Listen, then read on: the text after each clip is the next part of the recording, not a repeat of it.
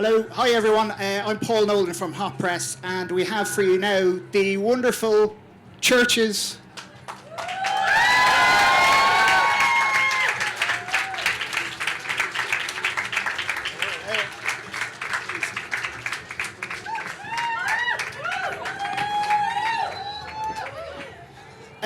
Thanks very much for joining us here. Really appreciate it. The new album is coming out very shortly, in a couple of weeks. Sorry, I didn't know we were starting. I'm finishing eating my snack. What's that? She's never started that chocolate. On the hoof. As you were. So this album, I mean, did you record this one in Glasgow as well? And how different is it to the first one? We went straight... Firstly, hello, everyone. Let's not make this awkward. This is absolutely fucking bizarre in a really good way. But yeah, we went right back to Glasgow where we made the first record. We did it in the same way, same shitty basement, same like... It's not that shitty. You know, it's fine. Slightly better equipment and just try to get back to the same sort of mind frame that we were in when we made the first record, when we made Bones. And I think we achieved that. We're all really, really proud of what we've done. Was there extra pressure this time, given how big the first album was? I mean, it was a huge success internationally, so do you feel extra pressure to come up with hits this time, or, you know? I guess we were aware of those things when we were going back in to write, but you kind of just have to block that out as much as possible, because thinking about that isn't going to help you write anything good. So I think that's another reason why it was important for us to go back to Glasgow and just be in a place that we felt comfortable and it felt very normal, and then we could concentrate on the writing as much as possible. And we had a really great time over the last couple of years, but I think it was important for us to be as far away from the industry as possible when we were writing and thinking about the second record. I mean, did the success of the first one take you by surprise, just how big it became? It's never something that you anticipate, especially if you've spent your whole life in bands where things didn't really go that way, you know? Yeah. So yeah, it was surprising at every stage, really. Every time something happened, it was like, oh God, this is actually real, you know? So that kind of felt good, but also a little overwhelming at times. And the album was, I mean, it was huge in America as well, which you mightn't necessarily have expected. I mean, was that tied into, do you feel, the success of EDM in America? Is the synth element in the band, does that feed into that? No, I think that was something that was going on in parallel to what we were doing. I think that whole scene is really, its roots are in clubs first and foremost, you know, and then on big stages and festivals. We really felt like an indie band playing like non-traditional indie instruments, you know, playing keyboards, playing synths, but we always felt like a band.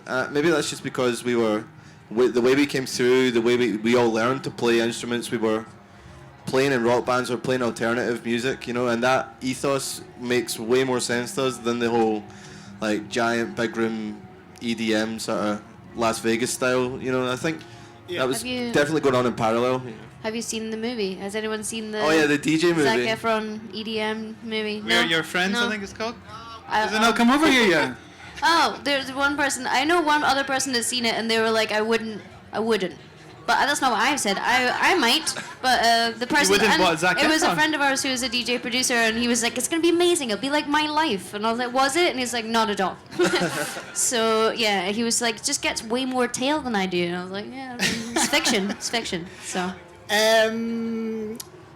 Yeah, I mean, does that kind of, the fact the band is synth-driven, does that come out of a love of dance music? Is that where you all sort of met? Was that the sort of part of the Venn diagram where CHVRCHES came together, was dance music, or? We do like a lot of electronic and dance music, but I think that the sound of the band probably comes more out of our shared love for kind of 80s synth music, like Eurythmics and Depeche Mode and that kind of stuff, than it does from like, it doesn't sound like electronic music, even though it kind of technically is, you know. Is this album, can we expect it to be more pop even than the first one? Because I thought Leave a Trace was, very hooky, very catchy. So will that be another hit? Or well, it has been another hit. What? Oh, I was like, has someone heard it? Has someone leaked it? Or? Please don't leak it. Don't leak it yet. Like, give us like 2 more days or something. We didn't really sit down and think about whether we wanted to make it more pop or more obscure or anything like that particularly. We were more thinking about, in terms of the production just trying to make sure that what we were putting into the songs was really essential, that we weren't overcomplicating things and putting in layers and layers and layers that weren't 100% necessary. And like beyond that, we just knew what we didn't want to do in that regard. We didn't really have a plan beyond that, I don't think. It was more figured out when we actually started writing. So. You mentioned the love of 80s synth pop, including Depeche Mode. You supported them a couple of years ago. We did. So what was it like being on tour with the Terrifying. hell-raising, Satan-worshipping? I don't think they're they're... probably, Dave DeHaan is very chilled these days, I think, isn't he? Yeah, I think they're definitely calmed that stuff down a little bit. The thing is, when you're like a band of that level and you're playing those kind of shows, you can't really afford to be fucked up, you know. You have to have your head pretty straight. No, I mean that was a great honor getting to play with those guys, but absolutely terrifying, you know. Not least because they're like heroes of ours, but also like the size of rooms they were playing, like 60,000 people in San Siro Stadium. I was like, okay, this is scary. And how does that feel, or you know, how do you recalibrate what you do when you're playing to a crowd of that size, you know? I think it was a really intense experience. Our first album wasn't even out then, but if Depeche Mode come knocking, you're not going to say no, are you? You're not gonna be like, I don't know that we're quite ready for that. So you kind of just have to tuck and roll and see what can happen. And I don't think we've played venues as big as that since, certainly like outside festivals. So it was definitely a really interesting experience, and just seeing a band of that caliber and how they perform is really great, and how they make what's technically not stadium music fill a stadium and communicate with all those people in such a big space was really inspiring to us. So.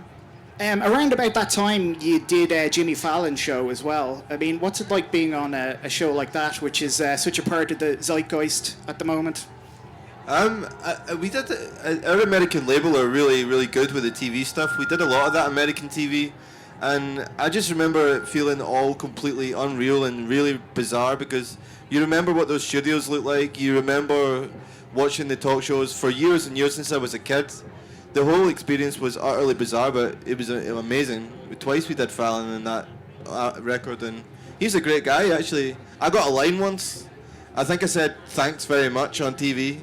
Like, I was trying to get one of those Screen Actors Guild cards, but they weren't having it at all. No. And the backdrop's not real. I know that I should probably have figured that out, but I was like, well, it's filmed like right in the center of New York, so and you get there, you're like, it's cardboard, it's not real. Do you remember who you were on with? Was it, you know, like... One time we were on with Andrew Garfield. Oh, yeah. We were on Letterman with Ian McKellen. Oh, no, Gandalf. Yeah. Who apparently Taylor Swift kicked him out of his apartment recently. What? She personally went in and was like, I don't know. Maybe she was. McKellen It seems like she was his landlord or something. But his handler, what? his landlord. Oh, right, sorry. I was like, what? I was like, he seems like they're in completely different industries. Is she not busy? I don't. Well, I just saw the headline. You're going to have to Google it for the full details, I think. Sorry. Do you work in the media? Yeah, sadly I didn't get time to read the whole of that story. This is not fair.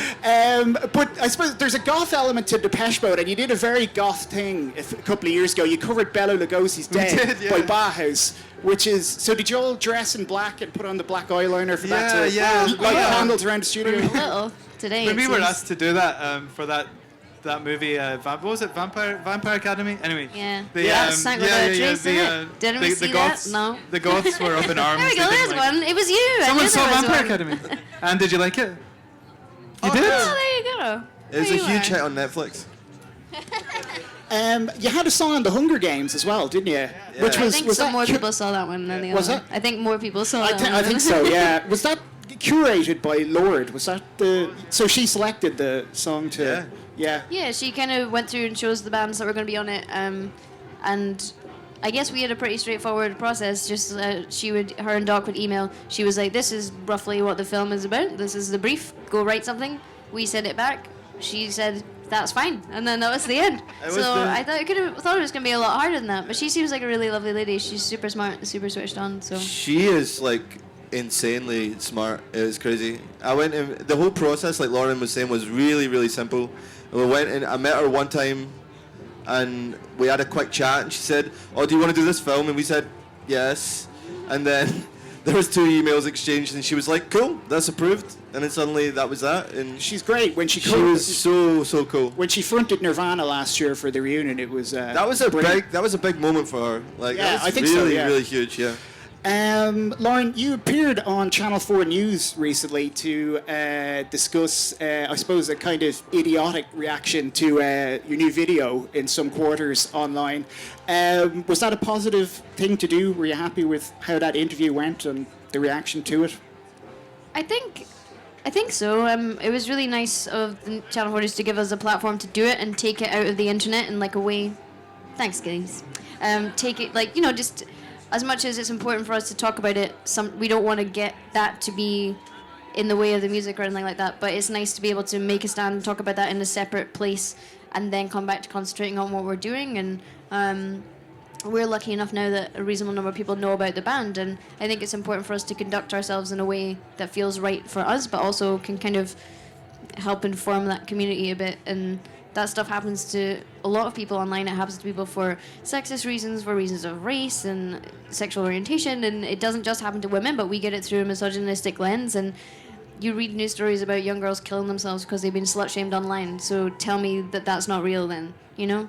And I guess if we can talk about something that resonates with people and make them see that it does happen to everybody, it's not just them, and then start a conversation about it, then that's a good thing. Yay! Screw the patriarchy. Sorry.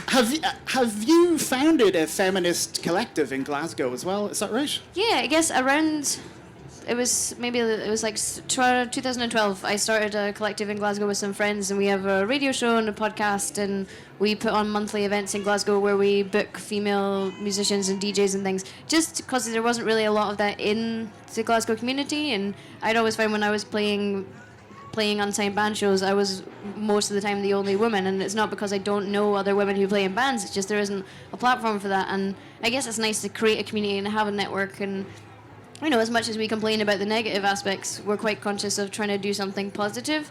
And I think in terms of the online presence of the band, we don't want to shy away from that because of the negativity. The internet has been super important for our band, and the fan community around the band online is just this amazing kind of street team community kind of thing, and we want to be invested in that. And yeah, putting positive things out into the world is probably more important than talking about negative things, I think. Yes, definitely. So I know you're kind of pushed for time, so I'll wrap it up with a couple of quick things. Playing as many festivals as you do, what's the best festival performance you've ever seen by an artist? That's a good question. That's why I asked it. I have no fucking idea. We never get to see anyone at festivals. Really? I saw the Beastie Boys at Connect Festival in Scotland many years ago, and it was a band I always wanted to see live, and they were just insane. And it was the same festival that had Bjork and like Regina Spektor and all this stuff, and that was an amazing festival. But yeah, just really glad we got to see the Beasties at the time. Yes. Thanks, Lauren. You really saved that one. A few. Are there any Blur fans in the band? Blur are headlining tonight. Blur, yeah. maybe. Actually, yeah, I saw Blur in 1998 at T in the Park, and it was unbelievable. They played 13 from start to finish. It's going to be a big show tonight for sure. CHVRCHES, everybody, they're brilliant. Thank you. Nice, you guys. So thank you guys for coming. Enjoy the festival.